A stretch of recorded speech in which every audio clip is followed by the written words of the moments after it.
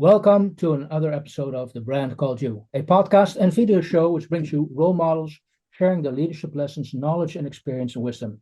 To date, we've spoken to hundreds of successful individuals from around the world. And if you're new to the channel, please subscribe so you won't miss a new episode. I'm your host, Frits Bussemaker, and today I'm delighted and privileged to have a conversation with John Graham. John, welcome to the program. I'm glad to be here, Fritz. Thank you. Allow me to introduce you to our audience. And there's so much angles to explore there. I'll just cover the basic highlights. A global peace builder, United States Foreign Services in Africa, Vietnam, United Nations, NATO, Washington, a diplomat, mountaineer, storyteller, a lifelong entrepreneur, and you've dodged avalanches of bullets on 3 continents.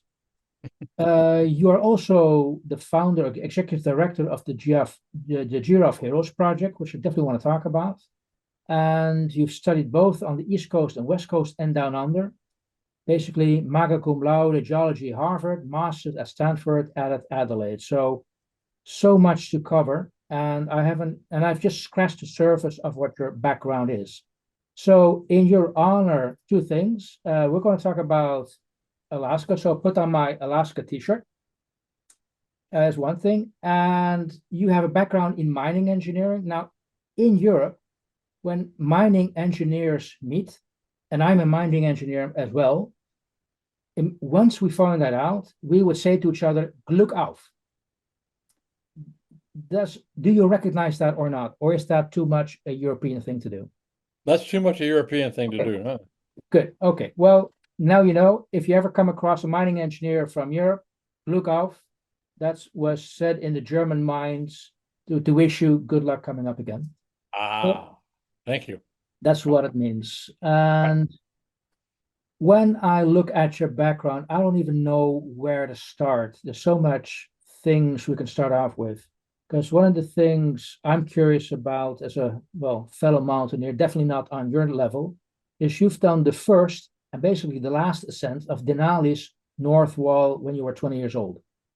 And what I mean is, once you've done that, nobody else has repeated that. How did you manage to do that?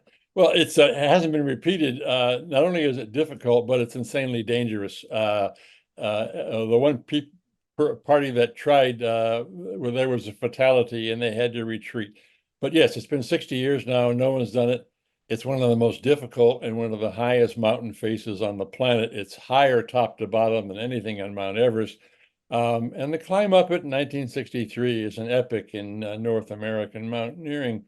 And it also reconfirmed for me what was a young life that was totally based on adventure. If I may branch out from that question, Fritz, because it's important. It was a very risky thing, and we are all, 7 of us are extremely lucky to be alive. There are avalanches, falls, whatever, but we did it. We went to the top, and no one's ever done it since. But that was only the 10th or the 12th time, I think, that I've ever faced a violent death as a young man. Like I say, I'm lucky to be alive, and I kept doing crazy stuff. I kept climbing difficult mountains. Then I hitchhiked around the world after college. I joined the Foreign Service, but it wasn't in some nice embassy in Europe. I was in the wars and revolutions. I was in what you might call the dark side of American foreign policy. So I got shot at a lot. And by the time I was 40 years old, I counted that I'd faced a violent death almost a dozen times and walked away from it every single time. And every time I walked away from it, I was sure that I was invulnerable, that nothing would ever do me in. And so that continued until a battle in Vietnam. I was in a battle in Vietnam in the so-called Easter Offensive, 1972. And it suddenly occurred to me as I was watching the NVA troops close in where I was, which was advisor to the city of Hue in the northern part of South Vietnam. It was a terrible battle. And all of a sudden, I realized that I didn't care who won. In fact, I knew America's policies in Vietnam were wrong.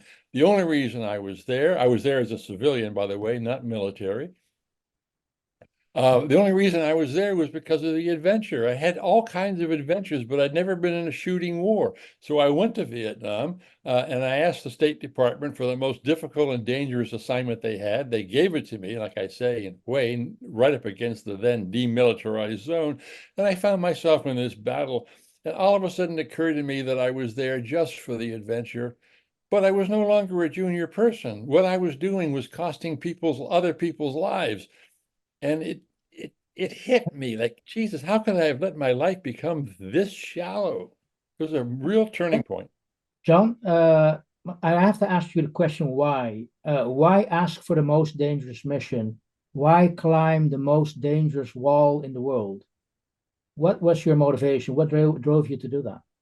Well, what drove me to do it was adrenaline. I mean, most young men, I'm sure yourself is included, do somewhat risky things because that's what young men tend to do. But for me, it was almost like a religion. It was like everything motivated me to take one risk after the other. And as I said, I kept surviving them. So I kept upping the ante and taking more and more difficult risks. And so a war, like I said, it was the only risk I hadn't taken. And so I took it. And I came back from Vietnam suffering from PTSD for a year and a half of extreme danger. Um, but I also came back a new person because I then realized how shallow my life had become. And that's where the real came, Fritz, was realizing that the most startling adventure anyone can take, the biggest risks are not physical. The biggest risks are, if you might call it, spiritual, psychological.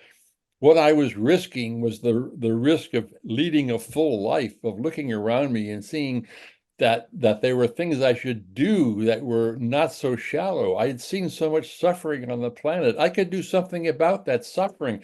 And I found out that in my heart, there was something there. I wasn't just this ignorant, whatever, bully, adventure fiend. I was a real person wanting to do good in the world. So I had to change my life. And I did. I ended up going to the United Nations and helping end apartheid, for example. And I turned my life around, but it wasn't until after half of a life of these crazy ass adventures. So you are describing the life of what I would call an adrenaline junkie, Yeah. but you woke up. So the biggest risk was you take was looking in the mirror. Yes, the biggest risk was looking in the mirror and seeing what was looking back at me and wanting to know that what was looking back at me had a place on the planet. There was a reason I was here, and it wasn't just to get an adrenaline fix. It was to help solve things. I mean, I was smart and I was tough and I had resources. I could really make the world a better place and I wasn't doing it. And so that looking back at the mirror began to wear on me. What am I doing with my life? And I had to shift, and it took me a long time because I'm pretty slow, but I did shift. And like I say, I went to the United Nations, started doing some good things. Then I left the Foreign Service because I realized that no government was going to pay me to do good in the world. Governments don't do that. So I quit the Foreign Service and was and tried to start becoming a peacemaker. And that was the whole rest half of my life, beginning at about age 40, 40 years ago. And that's what started the Giraffe Heroes Project. Ah, good thing you asked that because no, the Giraffe, I'm not smart enough to have started the Giraffe Heroes program. My wife and the person who is now my wife, Ann Medlock, had started the Giraffe Project in New York City about the time I was at the United Nations. And she was a journalist who realized that nobody was telling the good stories of what New Yorkers were doing. It was all blood and crime and whatever on the front pages of the Times or whatever. So she determined to tell the stories of people doing good in the world. She was a storyteller. So she began finding people in New York City who were sticking their necks out, taking risks to do good things, whether it be dealing with poverty or crimes against women or whatever. And she started telling their stories. And she would go interview these people, and then she would hang around stage doors on Broadway and get a movie or stage star to do the voiceover and create these small minute, 2-minute programs she'd put on vinyl records and then ship them around to small radio stations. This is, mind you, in the early 1980s, way This is before. actually Tic Tac avant les lettres. Yeah, right. And it was like it began to grow.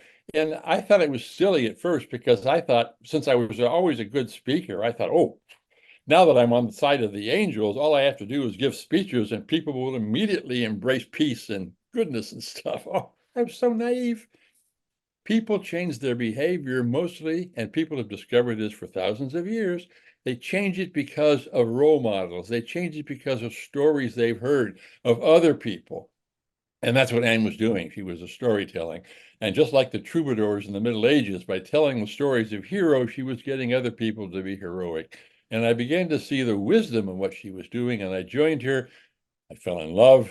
All of a sudden, everything she was doing became way more important. And Anne and I have been working together on the Giraffe project for 42 years, always doing the same thing, Yeah. looking for people who are sticking their necks out. We call them giraffe heroes.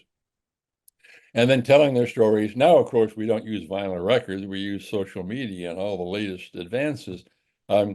And we've also created a K through 12 program for schools, teaching young people to lead courageous and compassionate lives. I run the overseas operations where we have 7 affiliates now, most of them in Africa, dealing with African problems, and helping people find the heroes in Africa, or Asia, or South America. And we love doing it, and it's been very impactful. We've honored over 1,500 people now in 42 years. And I can't tell you how many times we've gotten notice or results of people who have listened or heard our stories and who have been motivated to get off their rear ends and go start solving the problems that they see in their town, in their communities, or maybe climate change, maybe Gaza, maybe whatever the problem is. They've gotten active because they've been motivated by stories, just as people have been motivated by stories of heroes for thousands of years. Well, in that sense, I'm really, really honored and glad you're sharing your story with us so we can help spread the word in that sense. Um, One of the questions I always ask the people I talk to is what motivates you, but also who are your role models? Mm. Uh, and, Yeah, and because you've changed, you describe almost two distinctive lives. One, the Adrenaline Junkie, and then the whole the Giraffe Heroes project. Also have those role models changed, and were the old role models still role models, or have they moved on? great questions, Rich. Great questions. The first one is, why do I do it? And I do it because, like every other human being, I think the most important thing in my life is finding personal meaning. Um, some people find it in money, some people find it in power, and my history has been that the only really solid source of meaning in anyone's life is some kind of service, is some kind of giving back, is some kind of helping solve tough public problems, of using the resources you've got, the money, the talents, the whatever, the position, the context, in order to see what's going wrong around you and then to help fix it. And what motivates me is finding the meaning for my life, because I want to look at that image looking back at me in the mirror in the morning and know that yes, I am making a difference. I am not just taking up space on this planet. I'm actually here for a purpose. And for 42 years, I have been working toward that purpose. In terms of role models, well, in the beginning, in my 20s and 30s, my role models were all swashbuckling adventurer types. There was an author named David Halliburton, for example. None of your listeners have probably ever heard of him, but he wrote books on personal adventure that captivated me as a young man. And John Wayne westerns. I mean, I saw myself as the cowboy, and big tough males were my role models, and most of them from Hollywood movies. So it was pretty naive, not unusual for a young man, but for me, Yeah. these role models were really important. The first adventure I ever had was going to sea when I was just 17 years old. I got a job on a freighter. This is well before container ships. This is like in 1959. and I was 17 years old, and I went off to the Far East on a freighter. It was a 50 or 60 really tough guys, living on freighters, and they were determined to give me lessons on life that I would never learn in school. And to get drunk, lose my virginity, all the rest of it. They were determined. And that was, I saw those guys as my role models. They were big and they were tough and they were irreverent, and oh man, I wanted to be like that.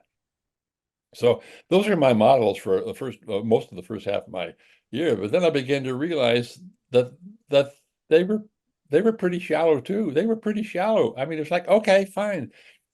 And I began to see other models, people like Nelson Mandela in South Africa, for example, who were brave as hell, really brave, courageous people, but they were tackling mighty issues and making a difference and making lives better for the people of South Africa in this instance.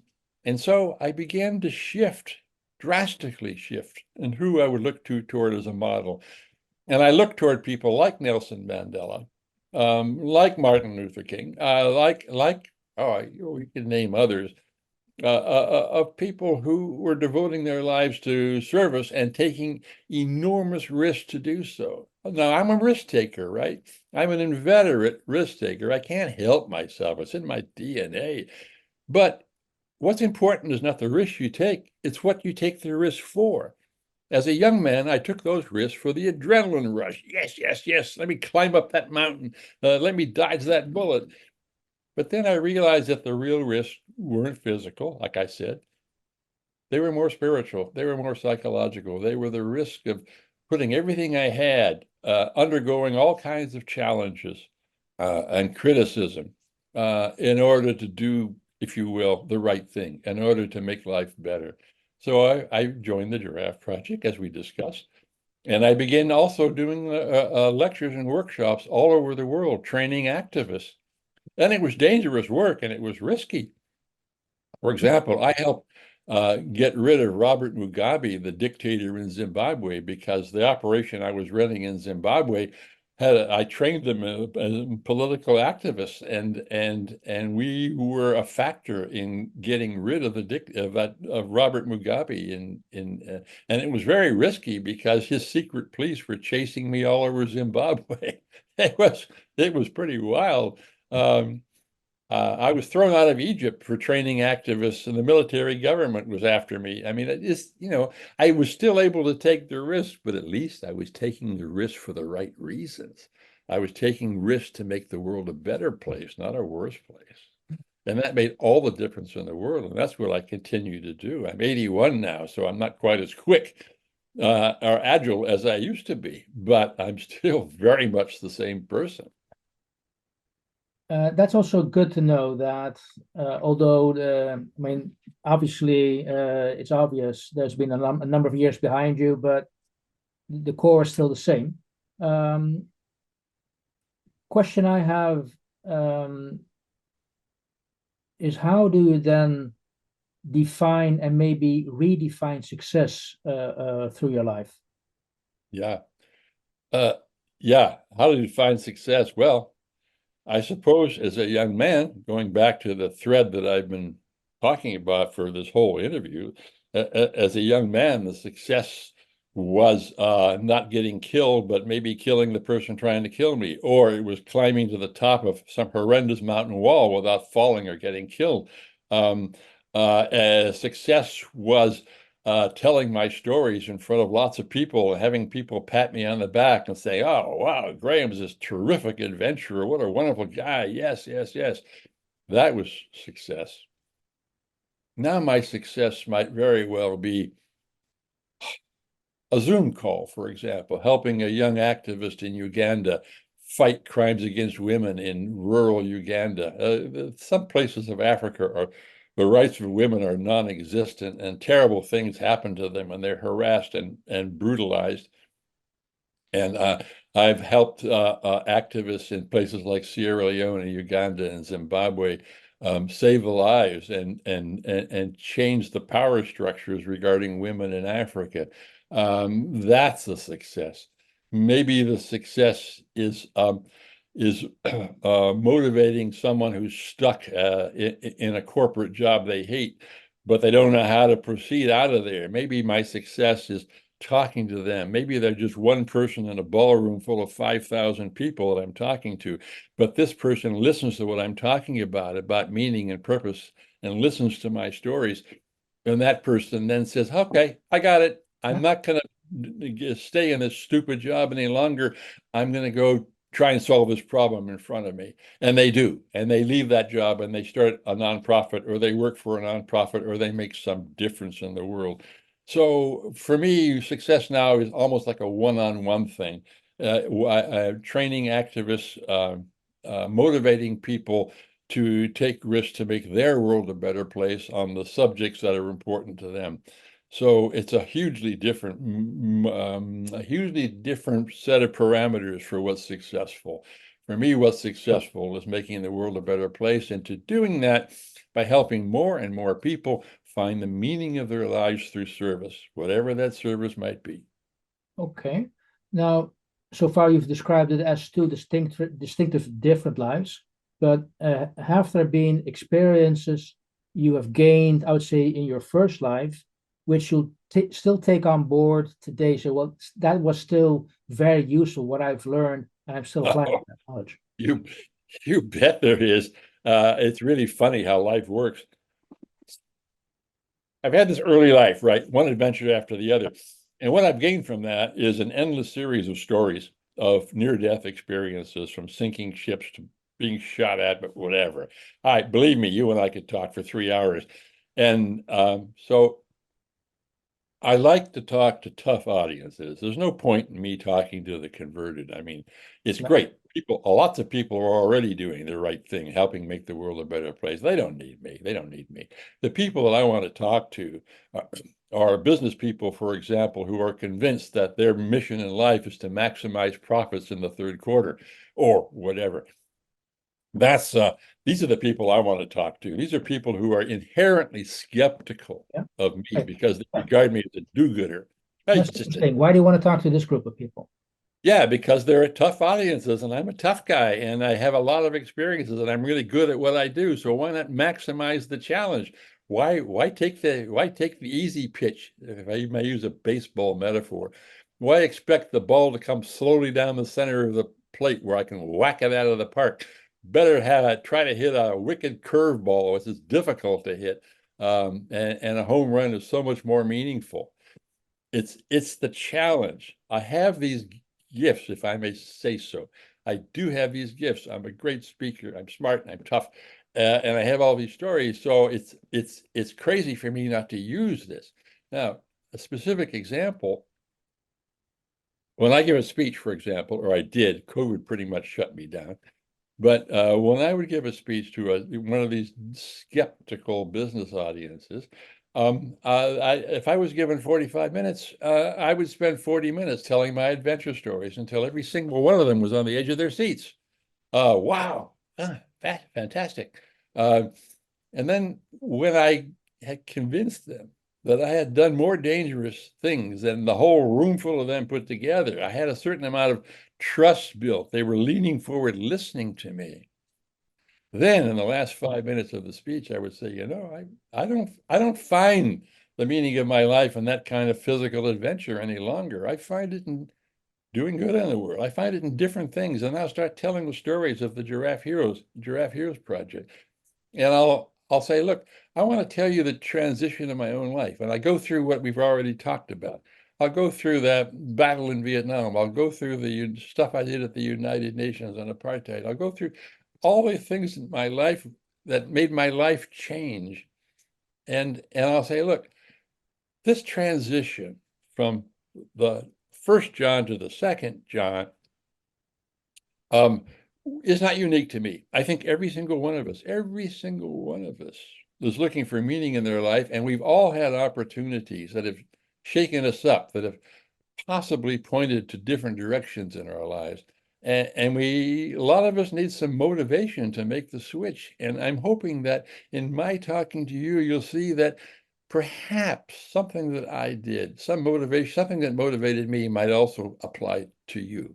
Yeah. And then I'll spend the last minute or two suggesting what they might do with their skills. They are trained accountants, they are trained managers, they are trained engineers, they are trained whatever.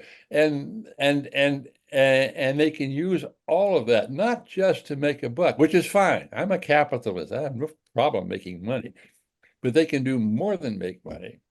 They can do more than seek money and power. They can actually use their skills to solve tough public problems. And then I leave them with that thought. So the answer to your question is, I use my adventure stories and I play it like a violin, Fritz. I'm shameless. I'm utterly shameless. I will tell these adventure stories because I know that they are really powerful stories and people listen to them. And when I have their attention, then I can deliver the message of finding meaning through service and help people create a vision for their own lives, which includes some kind of service. Okay. Well, that actually is a nice segue to a question I have, which came up in my mind listening to you. Some people will describe the world as divided into wolves and sheep. So that could mean that there are just a couple of heroes in any particular audience. The rest will never be a hero. Or in your view, in your opinion, can anybody and everybody out there listening to this say, "Okay, I can be a hero as well"? Yes, that's one of the guiding principles of the Giraffe Project when Anne Medlock founded it 42 years ago. Her firm belief, and I think she's absolutely right, is that, as she puts it, there's a giraffe in every one of us waiting to get out. That is to say, yes, that capacity is there in everyone. It's just that for a lot of people, it's lost. It's buried under layers of heavy wood or something, and people live and die and they never see it. Yes, that's true. That's true. And in point of fact, if I step out onto a stage and there are 1,000 people in the auditorium, I quietly tell myself before I open my mouth as I'm walking out there, I say, look, if there's just one person whose life I can change today, whom I can motivate to become to lead a more meaningful life through some kind of service, just one out of 1,000, then I have succeeded. And because I know how tough the odds are. And so, yes, I'm not naive. A lot of people some will think I'm crazy, many do. Some will think, well, he's a nice guy, but what a misguided mission. I mean, doesn't he realize how tough this world is? But there's that one person, or 10, or 123. I don't know. I never know when I step out on a stage or step into a boardroom what will happen. I just do my best. I tell my stories. And because I spent 42 years as an activist, I know a hell of a lot about affecting change. I mean, I've used my skills to help, like I say, change the government in an African nation. I've used my skills to help save what's left of the Everglades in Florida. I've used my skills to help settle major strikes. I've used my skills. Well, I played a very tiny role in the creation of the Oslo Accords. Didn't work eventually, but I spent years working on the Middle East in trying to deal with that problem. And it's like, yes, that's what my life should be about, and that's what success is. That's what success is. And if it's only one person in that ballroom, then I have succeeded. Great. Hey, John, unfortunately, we're almost at the end of the time we have for this interview because I know you have to move on. Just a couple of small questions I'd like to ask you. Sure. First of all, our audience is predominantly young people starting out their career, starting out with their life. What would your advice be to people starting their journey? Be prepared to take risks. Be prepared to take risks and be prepared to fail a lot. Okay. Because that's the nature of taking risks. I'm not trying to sell books here, but I spent a lot of time, years, writing a memoir, and I wrote it for young people. And the name of the book is Quest, Quest, and the subtitle is Risk, Adventure, and the Search for Meaning. by John Graham. And I urge any young person that wants to get a fuller aspect of my story, including all my pratfalls, all my hesitations, all my fears, a lot of the stuff a lot of them are feeling right now. Oh, I can't do that. I can't do it. Or I haven't repaid my student loans. I haven't. Oh my God, no. Whatever. I went through a lot of stuff to get where I am now, and I wrote it all down. So that's one thing. John, listening to you, I have this impression that you could only have become John 2 because you were John 1. Maybe. I think that's true. I think that I would be way much less credible right now as a motivator, as a change maker, if I hadn't had that tough life and survived all that stuff. Not only do I end up with a lot of stories, but I gained an awful lot of skills. I mean, I'm a great person to have in your foxhole. I mean, I'm smart and I'm tough and I know how to affect change. And I've written 4 books on leadership. And so, yeah, you're right. Yeah. So the first life informs the second. Yeah. So then my last question for you, how do you want the world to remember you? John 1, John 2, or the combination of both? Or something? It's all one person. There's it's in effect, just in order to have this program today, I had to split it up so your audience understands, but it's all one person. And I want to be remembered as someone who never gave up on finding the meaning for his life. I guess that's what I would want to say. John never gave up. Even when he was heading in exactly the opposite direction, he never gave up on finding the meaning of his life until he found it. And once he found it in service, he never let go. He never let go until he finally died.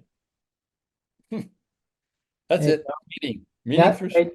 That's all, folks, I'd say. But hey, John, I want to thank you so much for sharing, I'd say, just a little piece of your life, just a couple of stories of what you've been through. And I know there's so many great stories out there which we haven't even mentioned yet. So maybe we can do a part 2. But for now, I am so happy and honored that you've been able to, willing to share your life, but also your vision for a better world with the brand called You. And hopefully the listeners will enjoy it as much as I did talking to you. So I want to thank you so much. Well, I want to thank you, Fritz. I think it's wonderful what you're doing, giving people like me a chance to talk and asking your adroit questions. So thank you so much. I think you're doing fabulous work. Thank you for listening to the Brand Called You videocast and podcast, a platform that brings you knowledge, experience, and wisdom of hundreds of successful individuals from around the world. Do visit our website www.tbcy.in to watch and listen to the stories of many more individuals. You can also follow us on YouTube, Facebook, Instagram, and Twitter. Just search for the Brand Called You.